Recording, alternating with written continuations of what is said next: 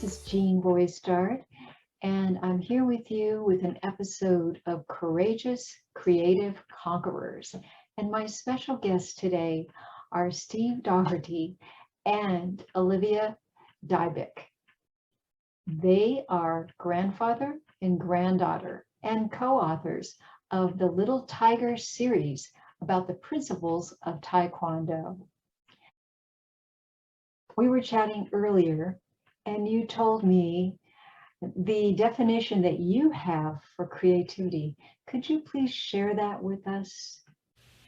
Creativity is where you put your mind and body and spirit and emotion into everything that you were doing. Like, say if I wanted to make an art piece, I wouldn't give up if I didn't get something correct the first time. I would keep trying to make it look correct, trying and having a lot of perseverance throughout the creative process.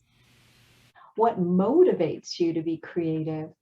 Something that triggers my creativity is probably music, because I'm constantly playing the violin, listening to music, creating art here and there.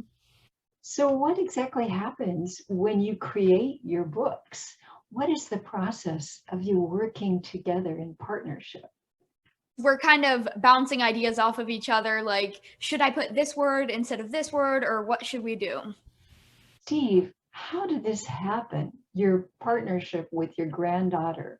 When I got my black belt in Taekwondo back in 2017, I came up with the idea of writing a children's book around some of the values and principles that we teach in Taekwondo, like discipline and self-control and confidence and being a guardian of peace or a peacemaker. And so I set out on my own to do this, and I sat down and I put together 3 different children's books. And I said, well, okay, now I've got to find a child who will look at these and read them and tell me if I did any good. And Olivia at the time, I think she was 12 years old or 11. And I got her over at my house one weekend and I said, Olivia, I've written these 3 children's books on these principles that we teach in Taekwondo. I said, I'm so excited. Would you please read them and tell me I did good? Well, she reads them. She's very cerebral and she thinks. So she went through all 3 books without saying a word. And I'm sitting there, I'm anxious, I want to know. And she turns to me and goes, Papa Steve, you can't talk to a first grader like you do a college student. And I go, uh-oh. That's wonderful. But I guess you never got that positive feedback that you were looking for, right?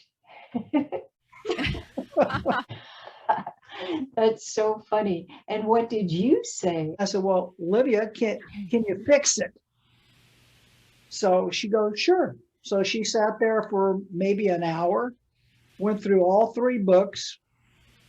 And then when I sat down and looked at what she did, I was just amazed. And I said, okay, you're my co-author. And so that's how she became the co-author of my book. She actually saved them. If I wouldn't have used her, I would have published something that probably would have been not well received. So Steve, tell me, what is your idea of creativity? And were you always creative as a child? Did you start writing at an early age? I grew up on a cattle ranch in Texas, so I was not very creative. Okay. We had cows and hogs and dogs and chickens and every other kind of farm animal. And so I was always working around the farm and ranch with my grandfather and grandmother who raised me. So, and, all through middle school, high school, college, and even my master's degree, I developed a total fear and hate of writing. I couldn't stand to write. Although I had a teacher, an English teacher in high school, who kept telling me, Steve, you write very well, but I was so afraid of writing because because of my ADHD, I thought I was slow And I thought, because I didn't pick up on things real quick, and I thought that I wasn't real bright. So that's why I didn't want to write. I didn't want to put myself out there and make myself look bad. It wasn't until I'd gotten my master's degree and I was working in the Air Force somewhere that I just happened to come across a subject I liked on ballooning during the Civil War. And I did some research on it. I wrote a small 1,200 word paper or article, and I submitted it to an Air Force periodical, and lo and behold, they accepted it and published it. And that was in 1981. And from that time on, you couldn't stop me from writing. Oh, that's how I started my writing career. Okay. So Steve, we talked about courageous creative conquerors and what that means. And what exactly made you a courageous creative conqueror? I had to conquer my fear of writing. I had to conquer my lack of self-confidence. Because of my ADHD, I didn't think I was smart enough to write and write anything good. So I had to get over those fears of not being, someone who had something to say. So I have the book Little Tiger Respect, and I just think it's so cute. I love it. I love the little pictures, and the students are learning about respect. It shows them here, and they're asking the teacher these questions. So I understand, Olivia, that when this is the first book, and I understand that when this was written, you got some more brilliant ideas of how to make the other books in this series better. Could you please share with us what happened and what your ideas were and how this book differs from the other books? So originally we didn't have as many colors.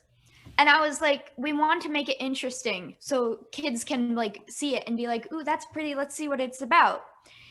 Now, the more colors you have on a page, the more busy it'll seem. But if you have the right amount of colors, then the kids will want to like read and explore the book for colors.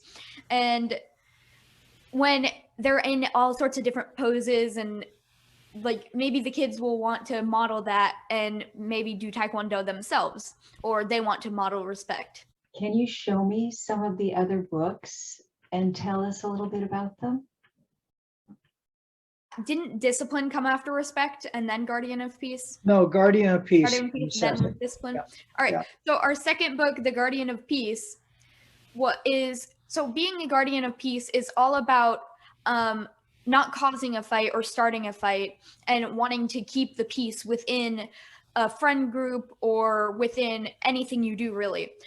When you are a Guardian of Peace, you are always the one to say, I don't think that violence is the answer, or maybe we should try a different approach at this situation instead of being rude to someone or hurting them. Thank you so much, Olivia. I think it takes a lot of courage, not just for children, but for adults, especially during this time, to have that stamina and strength and discipline to be a guardian of peace. And you explained it so beautifully. Thank you. It's difficult for kids to, when they're verbally attacked by other students, a lot of times they're not prepared to know how to deal with something like that. So that's the whole purpose of these books, like The Guardian of Peace, was to teach children, hey, if somebody verbally attacks you or physically attacks you, there are certain things you can do to diffuse the situation that don't lead to violence. So we, in the book, we do some things and teach them some things in the book where that they can actually implement themselves. Like we tell kids in our book, Guardian of Peace, that most kids that are bullies just want attention. They want a friend. So instead of arguing back or starting a fist fight, make a friend. Say, hey, find something in common that you have and try to make a friend to that person, and you might turn them around. You always have to fight evil and hate with love. Love is the only answer. So I really resonate with what you're saying. Making friends, finding something in common, and always, always focusing on love. Thank you, Steve and Olivia, for that advice, to be a guardian of peace. So could you share with me a little bit about your book on discipline? Discipline is such an important thing. Tell me a little bit about that. Having discipline is being listening to what you are told. Like if my mom were to tell me, hey, you need to go clean up your room, I would do it because I'm being respectful towards her by having discipline and listening to all of the things that she wants me to do. Now, if I were to say, well, I'll do it later and never get around to it, then that wouldn't be very respectful because she has asked me specifically to clean my room. I love what you're doing. I love your books. They are just wonderful. Go ahead and read a couple of pages. Mr. Steve asks, what Taekwondo principle covers how we should behave in class? Cole, a 16-year-old black belt assistant instructor, replies, discipline, sir. Olivia, if you are not paying attention to what the instructor is saying, are you practicing good discipline? Olivia answers, no, sir. So Olivia, I noticed that your name is in the book and Steve's name. How does that feel to not only be a co-author of a book, but also have your name in the story is about you in the book? What do your friends think about that? Have they talked to you about it? Some of my friends have no clue because I haven't told them. I haven't had the courage to tell them yet.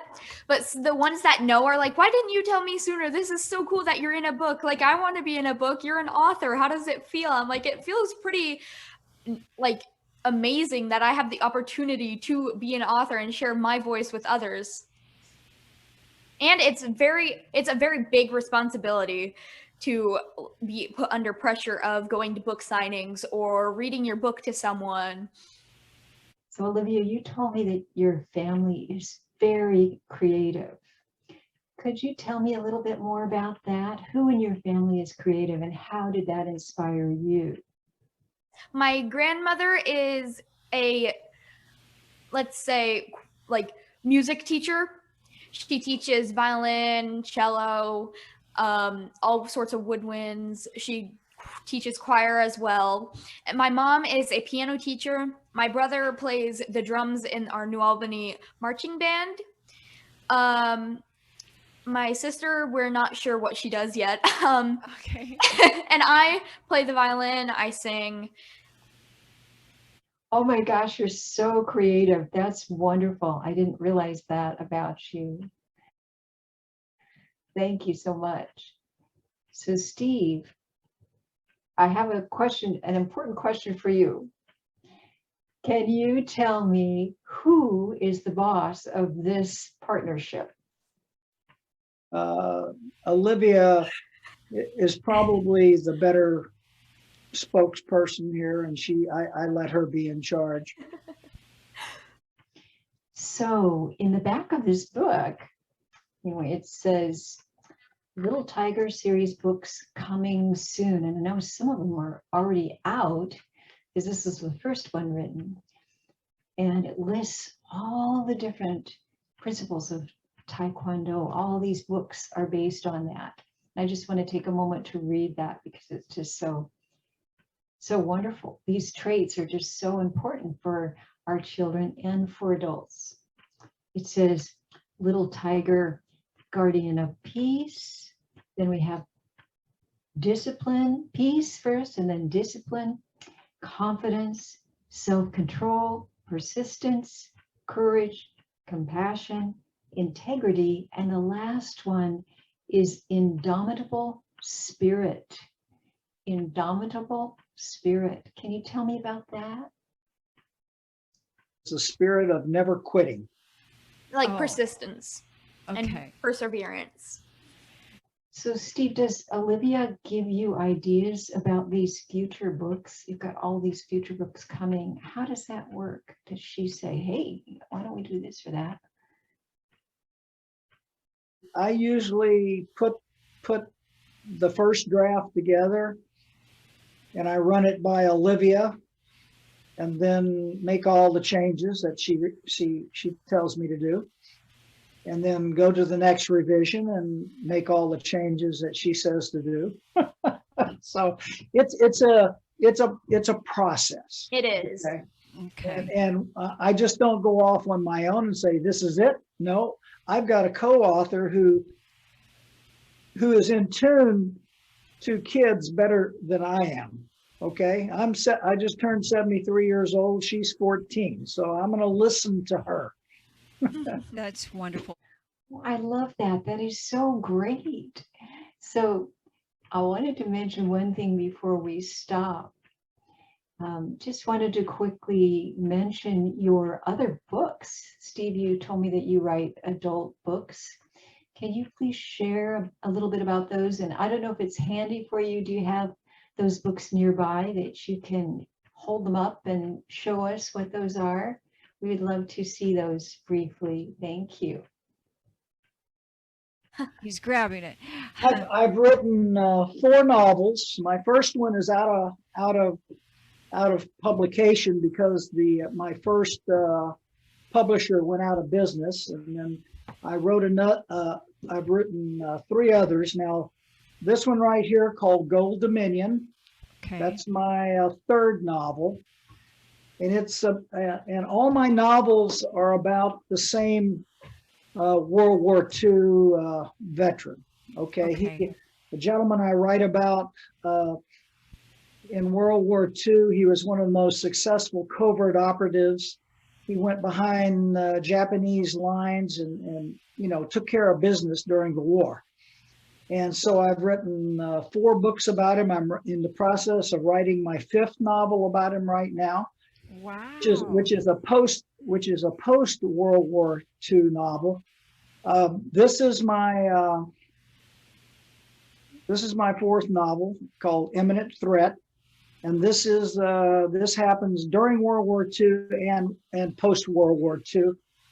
So it's I was very fortunate. Back in 1995, the gentleman called me up. He had heard about the articles that I'd written in the Air Force and got published, and he called me up out of the blue, got my phone number somehow, and said, hey, I want you to write my story.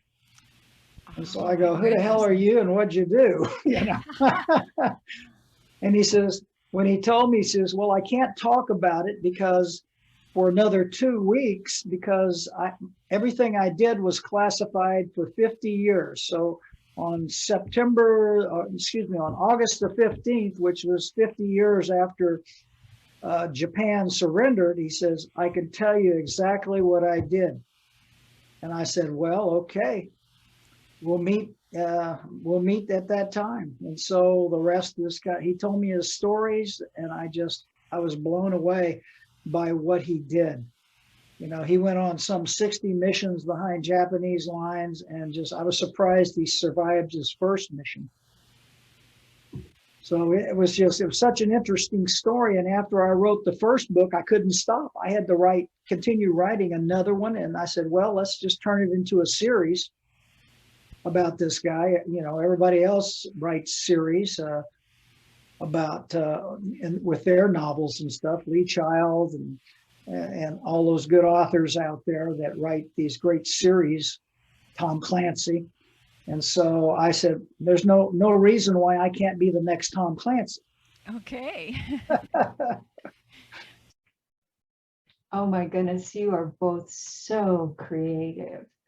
It's just incredible and remarkable, the talent that you both have. And it's such a beautiful story how you are working together as a family and as creative artists. I'm wondering if you could share, in the time that we have left, any advice that you may have for other creative artists no matter who or what they are, if they're writers. What advice would you give someone who has, maybe they've written something, they've got these books tucked away like I did, hiding, and they're ready to get them out, but they just don't have the courage and they don't have a plan? What kind of advice would you give someone who's just starting out as a writer or creative artist? You have to be inspired to write. Yeah, that's so important. Thank you. We have to find that spark. We need to be inspired and have that drive that moves us forward to accomplish our creative goals. Thank you. So do you have any last advice to give our listeners to take that next step as a courageous creative conqueror? Write every day. And I write every day. And do you have a particular time of day that you write? And for how long? Usually it's sometime between 11 a.m. and 3 p.m. Okay. I usually write for 2 to 3 to 4 hours. Okay. As Steve said, you have to have someone to bounce ideas off of. You have to always believe in yourself and always persevere. And you have to have a big motivation. Like for me, my motivation was my great-grandmother who passed away, 3 years ago now. And I kind of do it in honor of her name because she's the one who was like a mother figure to me when my mother wasn't. And she told me, you have to have these life principles. Some of them are which we have mentioned in the books. She has taught me to respect my elders and be a very kind and compassionate person about everything I do. And as a person who struggles with anxiety, it's very hard to believe in yourself or have a good self-esteem or have the confidence to even get out there and do things. And Taekwondo for me has really helped me with all of my struggles. It seems that your books would be an inspiration and a big help to those who are lacking confidence and are ready for that next step as courageous creative conquerors. They're ready, and your books help with that. Well, thank you, Steve and Olivia. It has really been a great joy and pleasure being here with you today. And I'm so excited about your success and what you are giving to so many children and parents and adults with these books. The principles of Taekwondo are much needed in this society right now. And I certainly learned a lot more about it. And I'm grateful for you being here. Thank you very much. Thanks, Jane. It's my pleasure. Goodbye, my friends. It's been fun. Bye, thank you. See you next time.